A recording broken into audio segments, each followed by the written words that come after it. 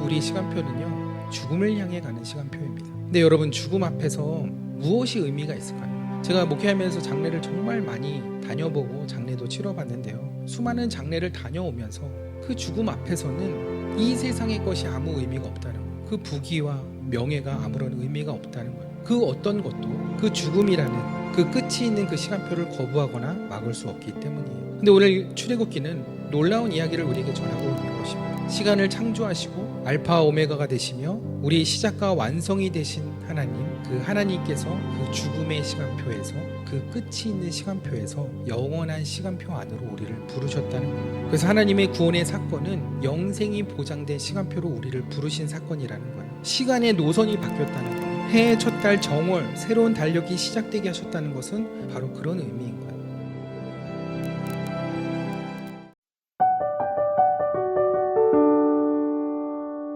네, 어느새 2025년에 또 춘 3월이 이제 다가왔고, 어제는 또 봄비도 내렸죠. 정말 봄이 다가온 것 같습니다.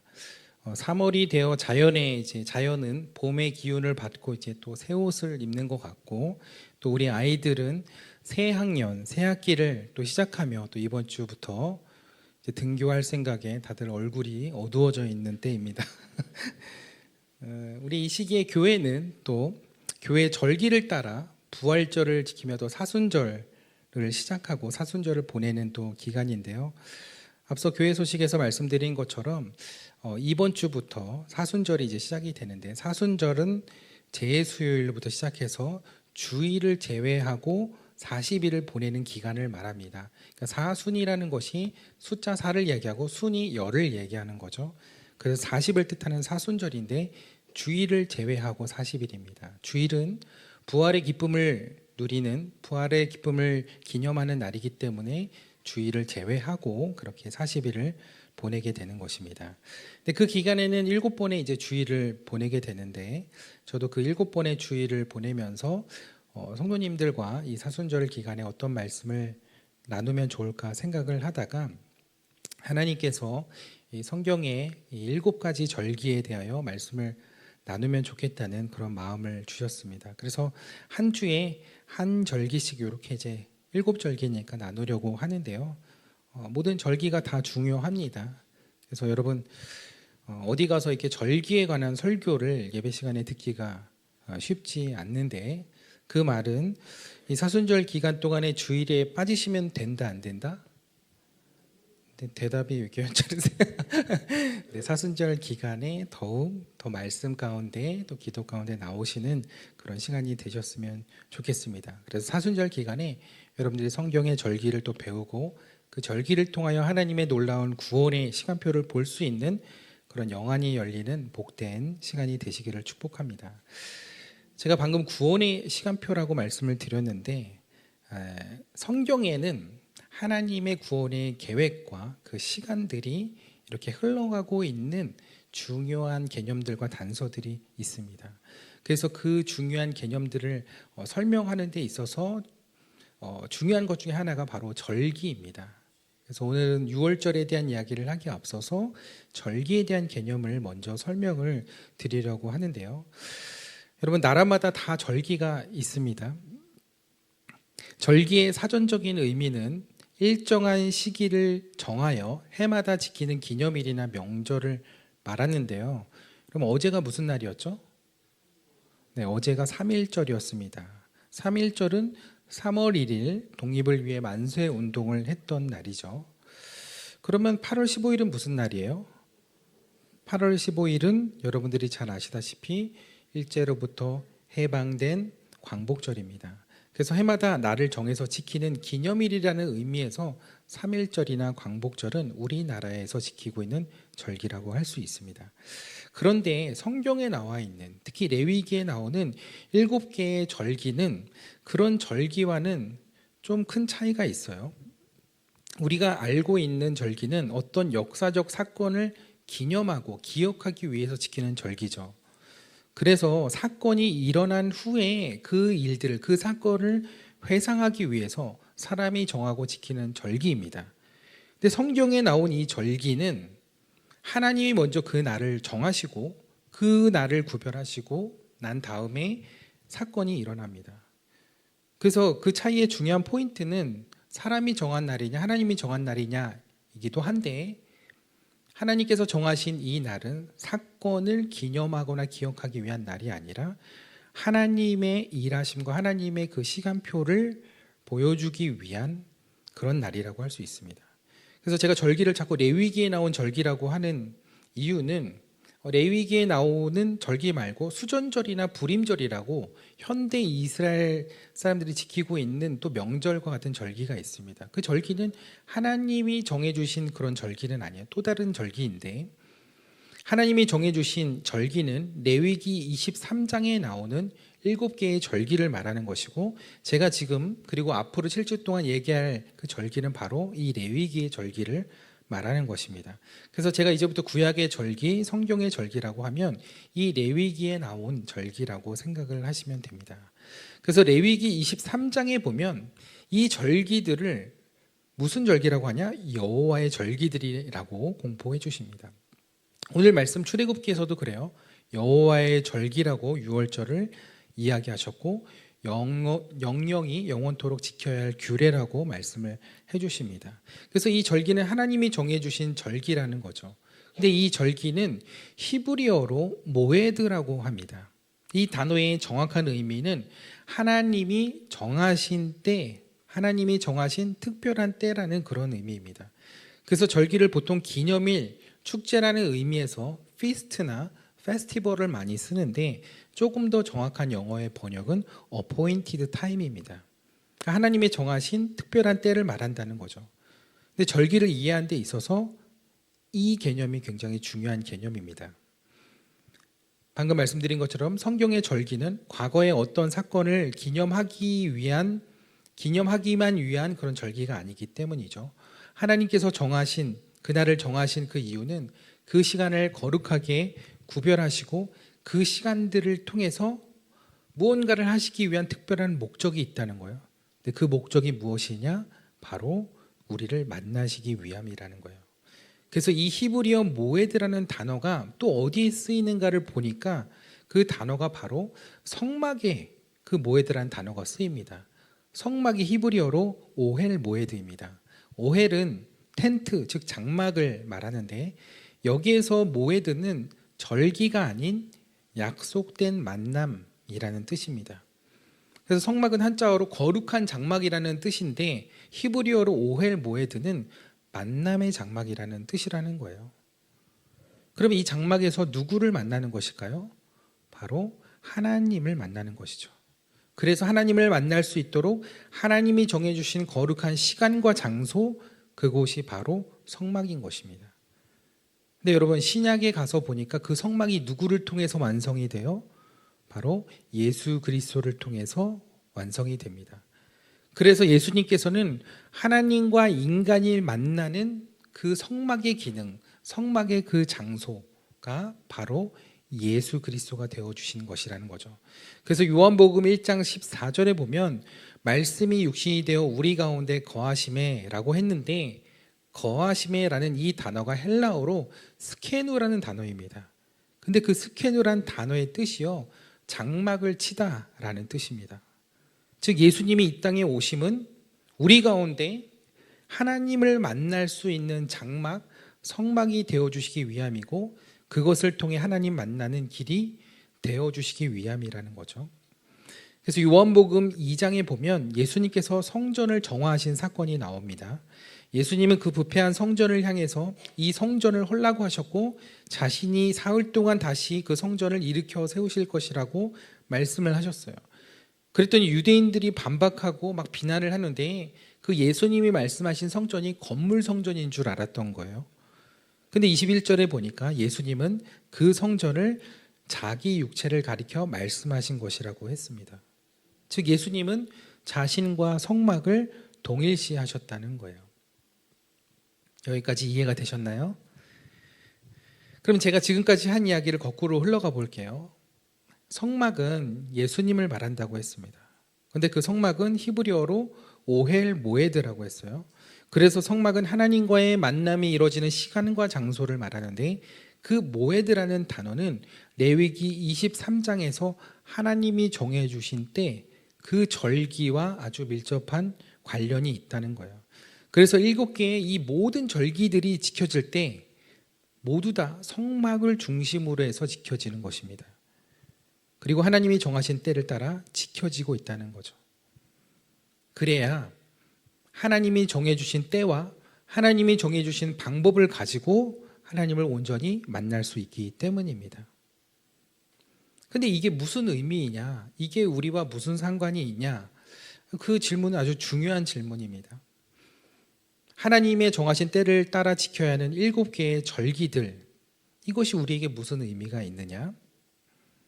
이 7개의 절기들은요, 하나님을 만나는 구원의 시간표를 말해주는 것이기 때문입니다.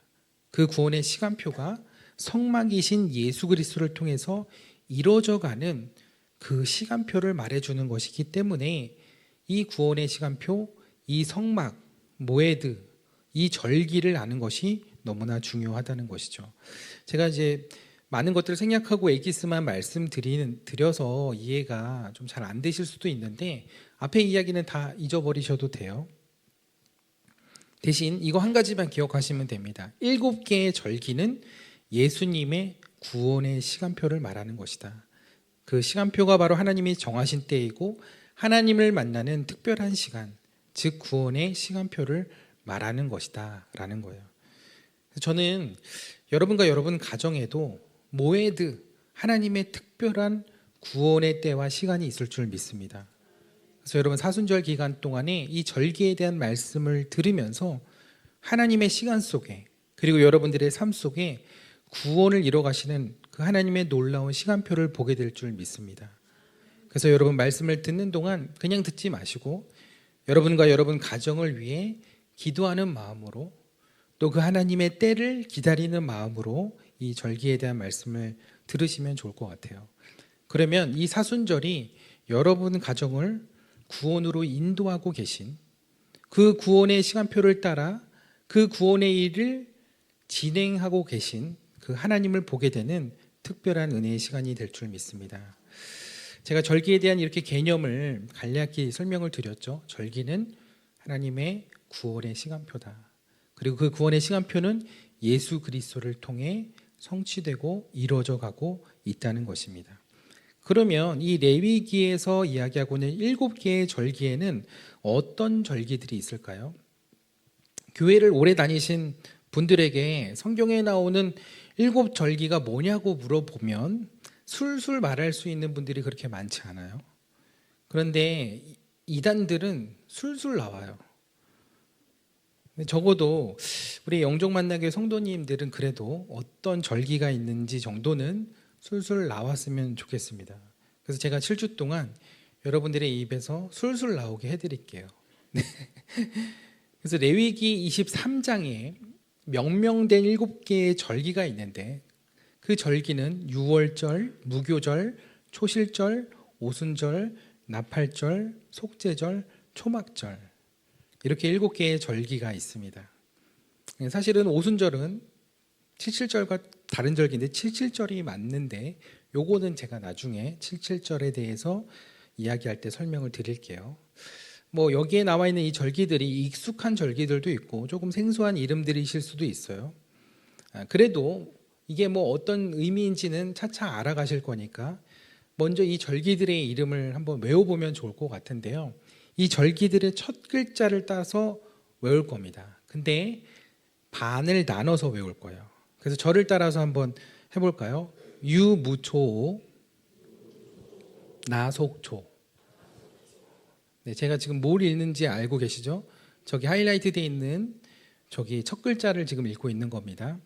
다시 한번 저를 따라서 하겠습니다. 유무초, 나속초. 네, 어떤 시어머니가 가족여행으로 속초에 가셨는데 갑자기 봄나물이 먹고 싶으신 거예요. 그래서 다음날 합류하기로 한 며느리에게 이렇게 전화를 한 거예요. 예, 너 올 때 나물 좀 무쳐와라. 근데 나 지금 속초다. 그래서 유무초, 나속초. 유는 영어로 너죠. 그래서 유, 며느리를 얘기하는 거죠. 여기서 무초, 나무를 무쳐오라는 거죠. 나 속초, 내가 지금 속초에 있다라는 것이죠. 이렇게 해석을 해드린 거예요. 저를 한번 따라서 다시 한번 해볼까요? 유무초, 나 속초. 며느리와 시어머니가 떠올라야 된다. 그래서 어색하실 수 있는데 입에 좀 익숙하시면 이게 나중에 이제 저절로 술술 나와요. 제가 이제 이거 만든 건데 제가 20년 동안 하다 보니까 저는 자면서도 유무초 나속초 유무초 나속초 이렇게 저도 모르게 이렇게 막 나와요. 근데 요게 이제 절기의 순서대로 뭐 다르게 이제 조합을 더 쉽게 만들 수는 있지만 제가 그런 걸 잘 만들어요. 아까 식독에선도 아시죠? 제가 만든 근데 이제 순서대로 외우는 게 좋기 때문에 제가 순서대로 요 절기가 지켜지는 순서대로 이렇게 외우시도록 하게 해드린 겁니다. 그래서 뭐 안 외워주셔도 괜찮아요. 7주 동안 계속 반복할 거니까 걱정 안 하셔도 됩니다. 그래서 유무초 나속초 우리가 이렇게 이제 외웠는데 이렇게 외우고 난 다음에는 그 다음에는 이게 무슨 절기인지를 또 기억을 하셔야 되죠. 그래서 유월절, 무교절, 초실절, 오순절, 나팔절, 속죄절, 초막절 이렇게 기억하시면서 7개의 절기를 외워보시면 좋을 것 같습니다. 근데 유무초 나속초 이렇게 반을 끊었죠. 근데 이렇게 끊어서 외우는 이유는 암기하기 좋게 하기 위함도 있지만 진짜 이유는 앞에 있는 유무초는 봄 절기이고 뒤에 있는 나속초는 가을 절기이기 때문입니다. 그러니까 봄에 지켜지는 절기, 가을 시즌에 지켜지는 절기라는 거죠. 근데 이게 중요한 이유는 아까 말씀드린 것처럼 이 7개의 절기는 예수 그리스도를 통한 구원의 시간표를 말한다고 했는데 이 앞에 봄의 절기에 지켜지는 이 절기들은 예수님의 초림과 관련이 되어 있고 뒤에 있는 가을 절기들은 예수님의 재림과 관련되어 있는 절기라는 거예요. 그래서 반으로 나누어서 우리가 외운 거예요. 자세한 이야기는 각 절기들을 설명할 때 이제 말씀드릴 건데 그래서 지금 예수님의 구원의 이 시간표가 지금 어디까지 왔을까요? 지금 오순절까지 오게 된 겁니다. 그래서 앞으로 예수님이 재림할 시간표를 따라 나팔절과 속죄절과 초막절을 통해서 앞으로의 구원의 시간표를 보게 되는 것인데 그래서 예수님이 이 땅에 오신, 이미 오신, 그리고 앞으로 오실 그래서 우리는 지금 이미와 아직의 중간 그 때를 말세라고 하는데 마지막 때를 우리가 지금 살아가고 있다는 것입니다. 그래서 이 7개의 절기들이 이렇게 있다. 그리고 오늘 첫 번째 6월절에 대한 이야기를 여러분들에게 해드리려고 합니다. 오늘 함께 봉독했던 출애굽기 12장 2절을 보면 하나님께서 모세에게 마지막 재앙에 대한 설명을 이 6월절에 대한 사건에 대한 이야기를 하기 전에 먼저 하신 이야기가 있어요. 그것은 이 달의 시작 곧 해의 첫 달이 되게 하라는 명령이었어요. 모세와 아론을 불러서 다른 명령에 앞서서 이 이야기를 먼저 하신 만큼 여기에는 굉장히 중요한 의미가 담겨져 있습니다. 달이 바뀐다는 것, 달력이 바뀐다는 것, 이것은 시간의 연대, 시간의 셈법, 시간의 계수가 달라진다는 거예요. 당시 그들이 쓰던 달력은 이집트의 태양력이었어요. 우리가 지금 쓰는 그레고리 태양력과는 좀 다르긴 하지만 비슷해요. 어쨌든 그들은 그 태양력을 따라서 유대인이 아니죠. 아직 이스라엘 사람들, 히브리인들은 애굽의 시간표를 살아가고 있었다는 거죠. 근데 그 시간 속에 그들의 삶이 어땠나요? 그들의 삶은 노예의 삶이었어요. 늘 혹독한 노동과 고난의 연속이었고 끝나지 않는 그 고역과 그 노동의 연속이었어요. 거기에서 무슨 소망이 있었을까요? 무슨 미래가 있었을까요? 아무런 소망과 기대가 없는 것이죠. 그저 고통이 반복되는 현재라는 시간만이 있을 뿐이에요. 마치 우리의 삶이 그렇지 않나요? 앞이 보이지 않고 언제 끝이 날지 모르는 지금의 아픔과 고통들. 근데 그런 히브리인들에게 하나님께서 새로운 시간표를 명명하신 거예요. 새로운 달의 시작을 선포하신 거예요. 여러분, 하나님의 애굽에 내리신 10가지 재앙 중에 마지막 재앙이 첫째가 죽는 재앙이죠. 히브리인들이 이 마지막 재앙에서 구원을 받게 되고 출애굽을 하는 역사를 경험하게 되는데, 그 출애굽하게 된 그 날, 그 역사가 바로 이 430년이라는 노역의 시간표에 마침표를 찍고 출애굽을 하게 된 그 엄청난 사건이 일어난 날이었다는 거죠. 그래서 오늘 2절 말씀에 이 날을, 그 달을 하나님은 한 해의 첫 달인 정월로 삼으라고 말씀을 하신 것입니다. 정월이 뭐예요? 새해의 첫 달을 정월이라고 합니다. 즉 새해의 시작, 새로운 달력을 시작하게 하셨다는 거죠. 여러분, 새로운 나라가 건국되거나 새로운 왕이 세워지면 가장 먼저 뭘 하는지 아세요? 연호를 바꿉니다. 그러니까 그 왕으로부터 다시 그 날짜를 센다는 거죠.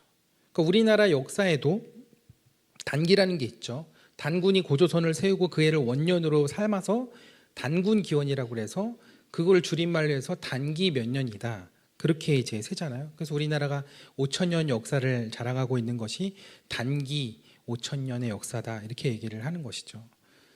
마찬가지로 이스라엘 백성들에게 출애굽한 사건이 일어난 해를 원년으로 삼고 하나님께서는 연호를 주신 거예요. 그게 출애굽한 날이며 6월절인 거예요. 그래서 출애굽 이후에 그들이 날짜를 어떻게 세냐면 애굽 땅에서 떠난 지 며칠째, 몇 달째 이렇게 세게 됩니다. 여기에 담겨져 있는 이 의미는 새로운 나라가 건국되었다는 거예요.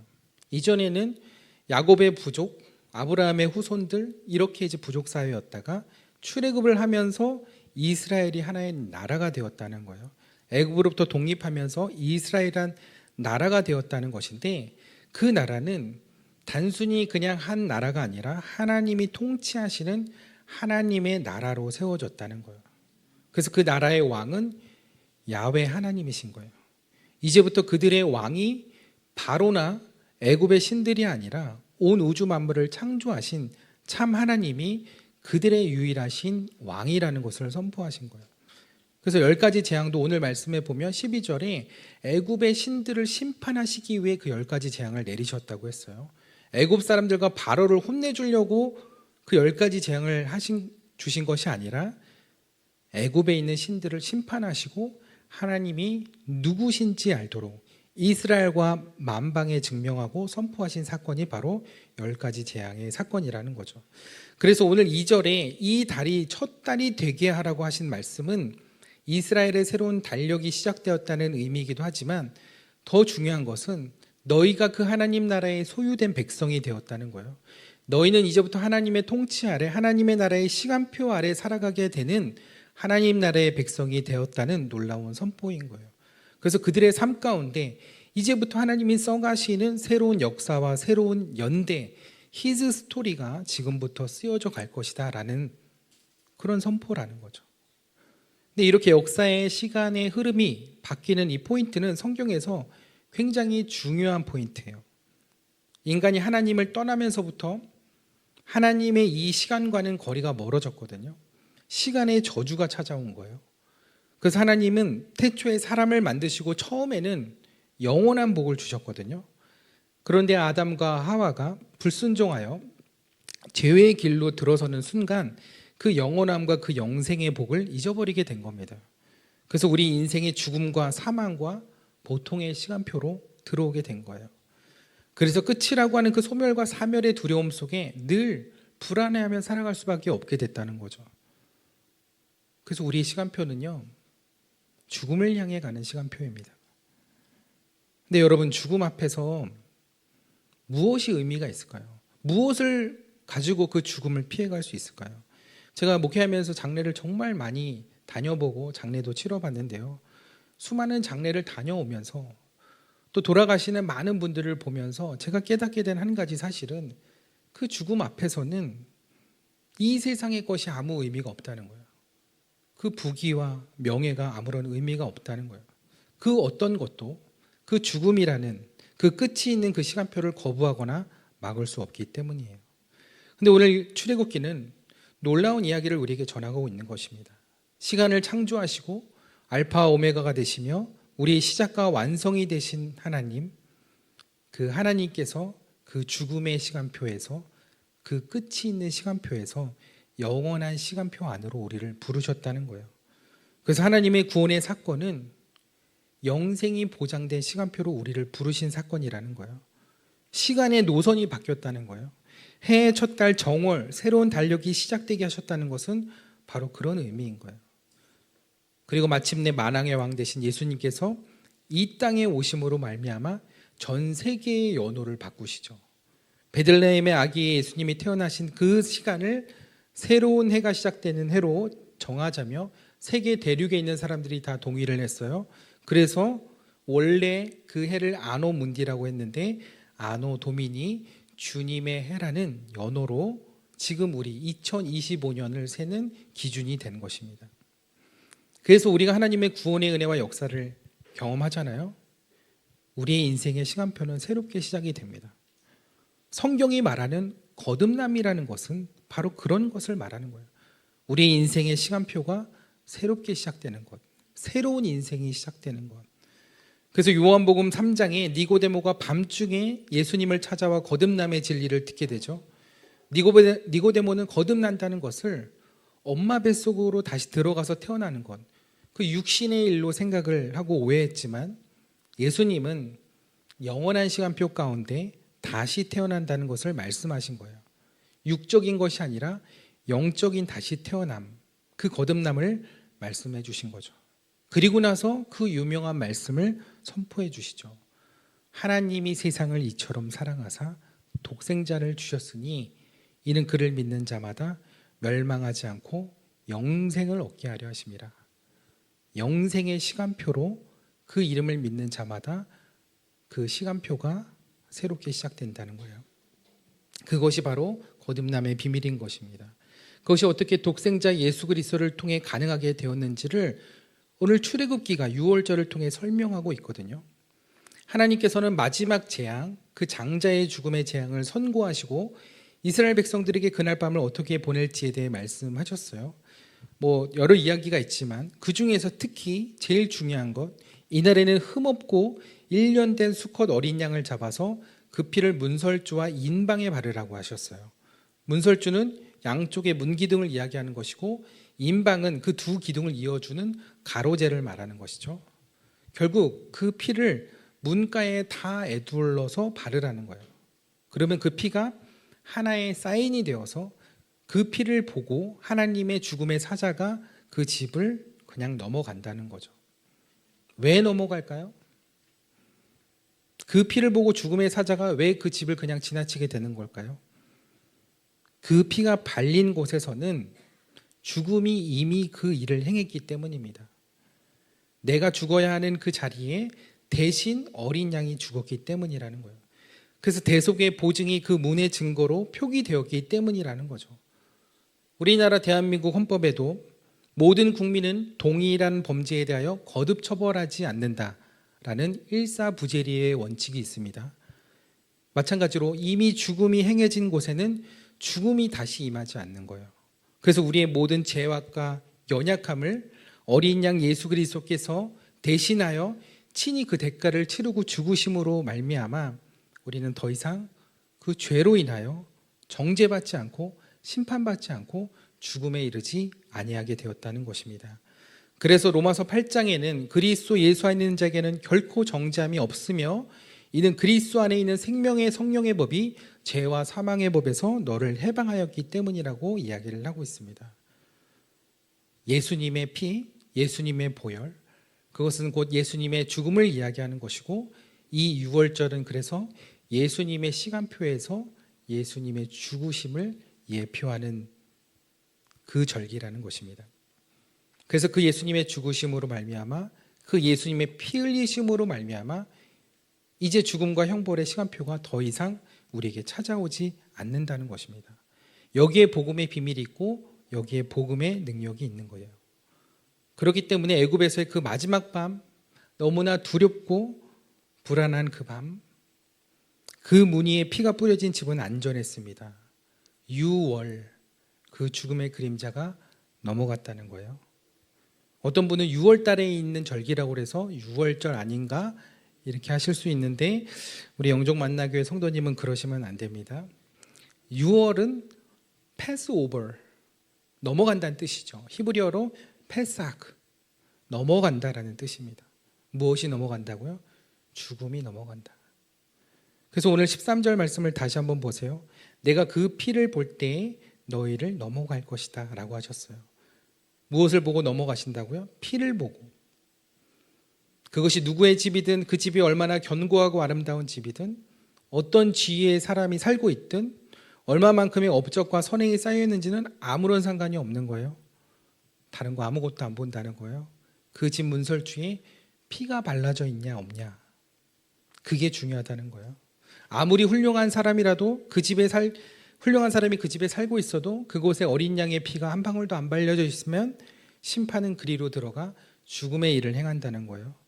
그러나 반대로 그 집이 초라한 오두막집이거나 긴 풍상에 허물어진 집일지라도 초라한 직책과 실패와 좌절로 얼룩진 삶을 산 사람이 그 집에 산다고 할지라도 그 문에 어린 양의 피가 발라진다면 죽음이 그들을 넘어간다는 거예요. 그렇다면 이 어린 양의 피가 누구의 피를 말한다고요? 예수님의 피, 예수님의 죽으심을 말한다고 했어요. 그래서 예수님의 피 흘리고 죽으신 그 자리에, 그 피가 발라진 그 자리에는 죽음이 임하지 않는다는 거예요. 이 예수님의 피, 즉 예수님의 보혈이 뿌려진 그곳에 새로운 삶의 시간표가 시작되고 내가 죽어야만 하는 그 자리에서 다시 새로운 삶이 시작된다. 그것이 바로 거듭남의 은혜라는 거예요.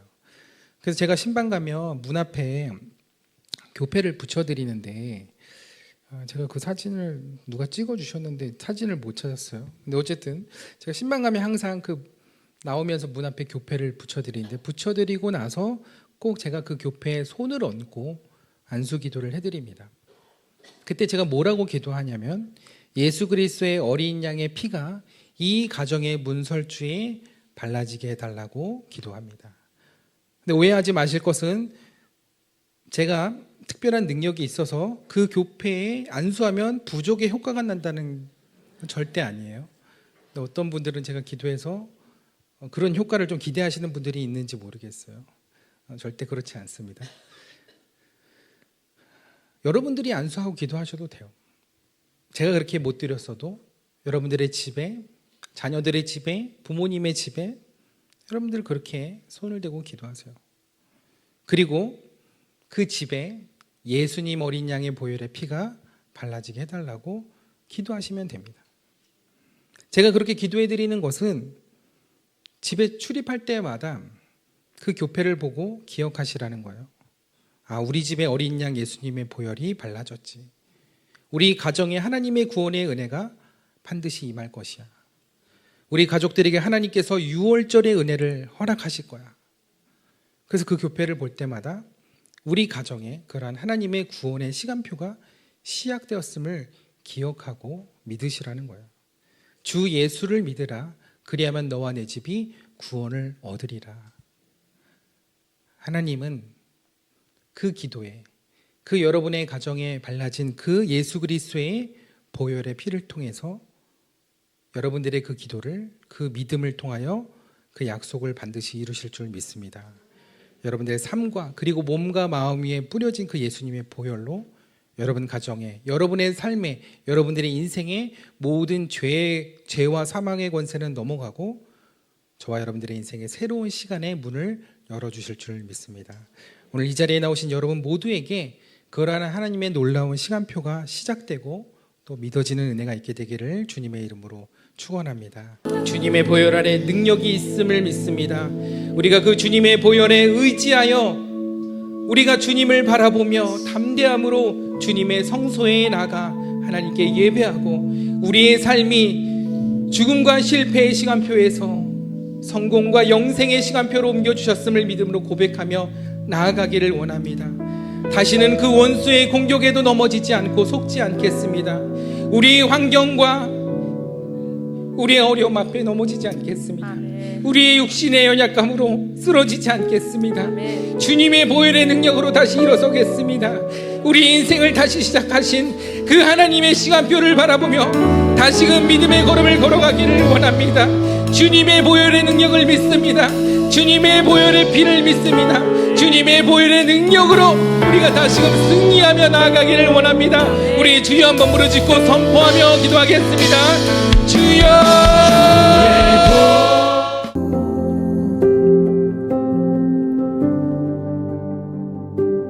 When I wake, I know you are with me.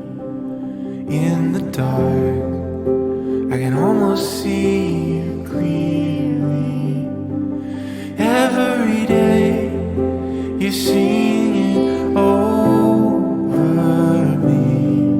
Like water, my love runs free. Oh, there is nothing like your love. There is nothing and no one above.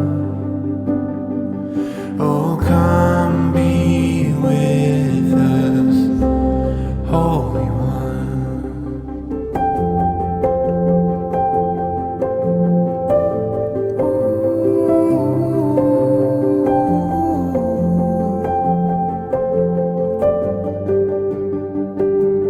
In my pain, I know you can feel it. There I find the comfort in your spirit. And every day you're singing over me. Like water, my love runs free. Oh, there is nothing like your love. There is nothing and no one above. Oh, come be with us, Holy One. Oh, come be with us, Holy One. Anywhere I go, in you I find my home. Anywhere I go, in you I find my home. There is nothing like your love. There is nothing and no one above. Oh, come be with us, Holy One. Oh, come be with us, Holy One. Oh, come be with us, Holy